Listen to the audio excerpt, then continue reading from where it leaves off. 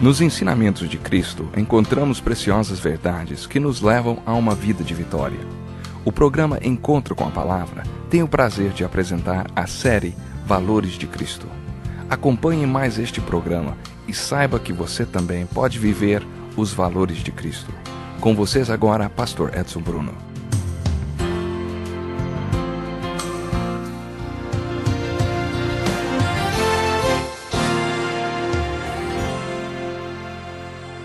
Certa ocasião, um perito da lei levantou-se para pôr Jesus à prova e lhe perguntou: Mestre, o que eu preciso fazer para herdar a vida eterna? O que está escrito na lei? Respondeu Jesus. Como você vê a lei? Ele respondeu: Ame o Senhor, o seu Deus, de todo o coração, de toda a sua alma, de todas as suas forças e de todo o seu entendimento, e ame o seu próximo como a si mesmo. Disse Jesus: Você respondeu corretamente. Faça isso e viverá. Mas ele, querendo justificar-se, perguntou a Jesus: E quem é o meu próximo? Em resposta, disse Jesus: Um homem descia de Jerusalém para Jericó, quando caiu nas mãos de assaltantes. Estes lhe tiraram as roupas, espancaram-no e se foram, deixando-o quase morto. Aconteceu estar descendo pela mesma estrada um sacerdote. Quando viu o homem, passou pelo outro lado. E assim também um levita. E quando chegou ao lugar e o viu, passou pelo outro lado. Mas um samaritano, estando de viagem, chegou onde se encontrava o homem, e quando o viu, teve piedade dele. Aproximou-se, enfaixou-lhe as feridas, derramando nelas vinho e óleo. Depois colocou-o sobre seu próprio animal, levou-o para uma hospedaria e cuidou dele. No dia seguinte, deu 2 denários ao hospedeiro e disse: Cuide dele. Quando eu voltar, lhe pagarei todas as despesas que você tiver. Qual desses 3 você acha que foi o próximo do homem que caiu nas mãos dos assaltantes? Aquele que teve misericórdia dele, respondeu o perito na lei. Jesus lhe disse: Então vá e faça o mesmo. Estamos estudando os valores de Cristo e no programa de hoje falaremos sobre o valor que Jesus deu às pessoas feridas. É emocionante passear pelos evangelhos e observar a compaixão de Jesus pelos feridos. Repetidas vezes lemos como Jesus se comovia com os feridos e necessitados. Em Lucas, no capítulo 7, lemos que Jesus se aproximou de um dos portões de Jerusalém e viu o cortejo do corpo de um homem sendo carregado para fora da cidade. Era o filho único de uma viúva que estava sendo acompanhada por uma multidão. Quando Jesus a viu, se compadeceu dela e disse: Não chore. Jesus se aproximou, tocou no caixão e disse: Jovem, eu lhe digo, levante-se. O jovem se sentou e começou a falar, e Jesus o devolveu à sua mãe. O que levou Jesus a operar aquele milagre foi a compaixão pela viúva que tinha perdido seu único filho. Jesus se compadeceu dela. E essa palavra compadeceu aqui no original, essa palavra é interpretada como compaixão e significa exatamente Jesus sentiu dor no seu interior. Jesus sentiu tanta compaixão que aquela compaixão lhe provocou dor, profunda dor. É isso que observamos em todos os evangelhos. Já falamos nesse programa sobre a compaixão de Jesus pelas multidões necessitadas e também pelas pessoas de maneira individual. Às vezes nos perguntamos: por que Jesus curou uma pessoa e não curou a outra? A resposta pode ser: aquela foi uma cura estratégica. Jesus queria dar testemunho na cidade de Jerusalém e por isso curou o homem que esperava por um milagre junto ao poço de Betesda havia 38 anos. Este evento gerou uma discussão entre Jesus e os líderes religiosos. O mesmo aconteceu quando Jesus curou um cego, conforme está relatado no Evangelho de João, capítulo 9. Outras vezes, a cura que Jesus operava não era estratégica, mas vinha da compaixão de Jesus pelos feridos. Em cada um dos milagres relatados nos evangelhos, Jesus demonstrou o valor que dava aos feridos e tentou convencer seus discípulos a darem o mesmo valor, para que fossem parte da sua solução e resposta para os feridos deste mundo. Sabe, talvez uma das passagens mais importantes sobre este assunto seja o trecho que lemos no início do programa. Há 3 filosofias de vida ilustradas nesta parábola. A primeira delas está representada pelos ladrões que assaltaram aquele homem e o deixaram semi-morto. A filosofia de vida deles era a seguinte: O que é meu, e o que é seu também vai ser meu, assim que eu conseguir tomar de você. Tem muita gente por aí com esta filosofia. É por isso que precisamos de policiais que façam valer a lei. A segunda filosofia de vida que observamos nesta parábola é representada pelo sacerdote e pelo levita, as autoridades religiosas que passaram pelo homem ferido e não fizeram nada por ele. A filosofia deles era a seguinte: o que é meu, e o que é seu, é seu. Eu tenho as minhas bênçãos e você tem as suas. Eu tenho os meus problemas e você tem os seus.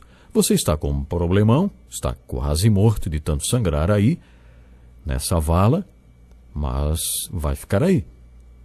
Porém, acontece que já me preparei para os serviços da igreja e eu não posso me atrasar. Por isso, é melhor eu não me envolver. Viva e deixe viver, mas não se envolva. Infelizmente, tem muita gente nas igrejas de hoje com esta filosofia de vida. O que é meu, e o que é seu. Mas a filosofia de vida que Jesus estava ensinando nesta parábola está ilustrada e representada pelo samaritano. A filosofia de vida que Jesus quer que tenhamos é: o que é seu, e o que é meu é seu, sempre que você precisar. Eu vou repetir isso aqui porque é muito importante. A filosofia de vida que Jesus quer que tenhamos é: o que é seu, e o que é meu é seu, sempre que você precisar. Esta é a filosofia do próximo que Jesus queria ensinar. Esta filosofia não faz ninguém rico e talvez não ajude em nada a aumentar os lucros da sua empresa, mas foi a filosofia que Jesus ensinou através desta parábola. É interessante observar o contexto desse ensino. Este perito da lei, conforme se refere esta tradução da Bíblia, era um profundo conhecedor dos livros de Gênesis, Êxodo, Levítico, Números e Deuteronômio, e fez a seguinte pergunta a Jesus: Mestre, o que preciso fazer para herdar a vida eterna? Lembram-se do jovem rico, como costumamos chamar? Aquele jovem fez a mesma pergunta. Quando Jesus a respondeu, ele não disse o que as pessoas costumam dizer hoje: tudo que você precisa fazer é crer, apenas crer. Muitas pessoas acham que não existe esse negócio de apenas crer. Outras pregam que basta crer. Tiago afirma em sua carta que a fé sem obras é morta, como um corpo sem vida.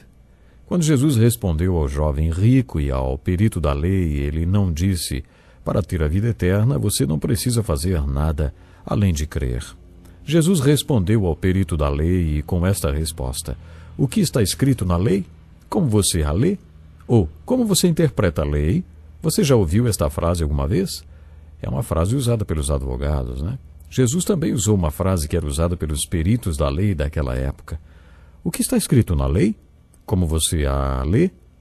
Ou como você interpreta a lei? O perito da lei tinha a resposta na ponta da língua. Ame o Senhor, o seu Deus, de todo o coração, de toda a sua alma, de todas as suas forças e de todo o seu entendimento. E como Jesus já tinha citado algo mais em outra ocasião, o perito da lei acrescentou: e ame o seu próximo como a si mesmo. Jesus respondeu: você respondeu corretamente. Faça isso e viverá. A vida eterna não é apenas a vida que vem depois da morte física. A vida eterna é um tipo de vida que você pode ter hoje mesmo, começar hoje. O Evangelho de João se refere a esta qualidade de vida como vida eterna. No seu Evangelho, João não só fala sobre a vida eterna, ele ilustra essa vida em cada um dos capítulos do seu Evangelho. Esta parábola sobre o bom samaritano que lemos há alguns minutos está registrada no Evangelho de Lucas. Lucas foi o único escritor dos evangelhos que registrou esta parábola. Acho que o fato de Lucas ter sido um médico explica um pouco o porquê. Lucas foi um dos discípulos de Jesus, mas também era médico. Ele era sensível aos feridos. Era discípulo de Jesus e médico, e aprendeu a confessar o valor que Jesus dava aos feridos e a ter compaixão por eles. Quando o perito da lei chegou à resposta certa, Jesus disse: Ei, você respondeu corretamente, faça isso e viverá. Havia outras pessoas por perto, e aquele advogado, o perito da lei, queria se justificar, por isso perguntou: E quem é o meu próximo? Para os judeus, o próximo deles é outro judeu. Todos os demais são seus inimigos.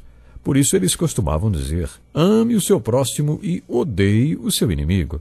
Jesus nunca ensinou isso, mas os judeus sim. Aquela pergunta era estratégica. E quem é o meu próximo, Senhor? Na verdade, existia um grande debate a este respeito. E a parábola que Jesus contou dava a resposta para aquela pergunta. Jesus estava dizendo: o seu próximo amigo não é o seu vizinho do lado, nem o seu compatriota judeu. O seu próximo é qualquer pessoa que aparecer no seu caminho. Foi assim que Jesus respondeu a esta pergunta. E o que Jesus estava dizendo é que devemos confessar o valor que ele deu aos feridos. Quando seguimos Jesus pelos evangelhos, observamos que ele nunca passou reto por um ferido. Ele nunca passou de largo por um ferido. Quando Jesus via alguém que precisava de ajuda, lá estava ele. Lá estava Jesus. Ele sentia compaixão e ajudava. Que lição profunda essa, não? Jesus curou o homem que estava possesso, ou o homem mentalmente perturbado, para usar o termo atual, né? Depois de curado com sua vida nova, o homem quis acompanhar Jesus. Mas Jesus não queria que ele o seguisse, por isso disse: vá para sua casa, para sua família, e anuncie-lhes quanto o Senhor fez por você e como teve misericórdia de você. Você vê a compaixão de Jesus?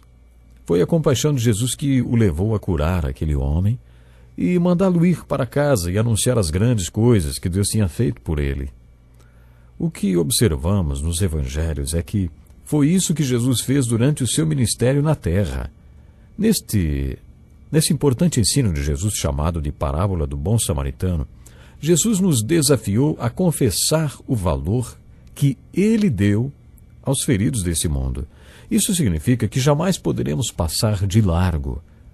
Infelizmente, no mundo de hoje, nós vemos muitas pessoas passando de largo. Pessoas que não param para ajudar aquele que, na verdade, é o seu próximo. Pessoas que estão feridas e que precisam de um socorro imediato. Pessoas que estão acabadas espiritualmente, mentalmente. Pessoas que precisam de uma palavra de conforto, de ânimo e de ajuda. E muitas vezes, será que não passamos de largo? Bom, Jesus nos dá um exemplo real. Precisamos parar e ajudar essas pessoas. Hoje eu tenho que parar, mas na próxima oportunidade estaremos conhecendo mais sobre o sistema de valores de Jesus. Deus abençoe você. Que lição importantíssima. Obrigado, pastor Edson Bruno. Prezado ouvinte, coloque em prática o que você ouviu aqui. Sem dúvida, sua vida será grandemente abençoada. Este é um estudo escrito pelo Dr. Dick Woodward, na voz do pastor Edson Bruno. Escreva-nos e solicite o material. Nosso endereço é Encontro com a Palavra, Caixa Postal 2011, CEP 89201-970, Joinville, Santa Catarina. Até o nosso próximo Encontro com a Palavra.